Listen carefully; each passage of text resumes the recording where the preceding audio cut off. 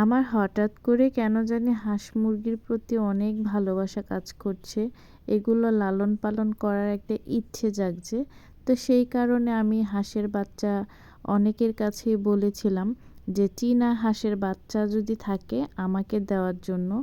তো সেই কারণে আমাকে আজকে সকালবেলা আমার একটা আপা ফোন দিয়ে বলতেছিল, আমাদের বাসায় 3 দিনের বাচ্চা আছে, তুই আইসা দেখে নিয়ে যা হাঁসের বাচ্চাগুলা।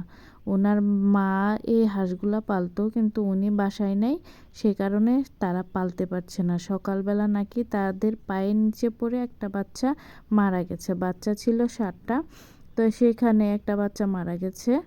তো এই যে আমার হাঁসের এই বাচ্চাটা খুবই দুর্বল বাচ্চা ছিল, মনে হয় সবার পরে ফুটছিল।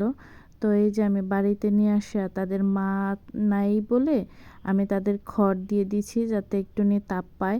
কারণ বাচ্চা প্রথম প্রথম তো মার শরীরের বুকের নিচেই থাকে।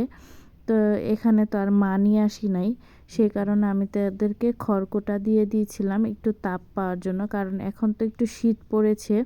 তো সেই কারণে আমি তাদের খড় দিয়ে দিয়েছি। এখানে আমার আমার ছানাটাও হাঁসের ছানার সাথে খেলা করছিল। তা আমার ছেলেরাও খুব ভালোবাসে হাঁস মুরগি পালন করাতে, মনের ইচ্ছাতে এই কাজগুলা করছি।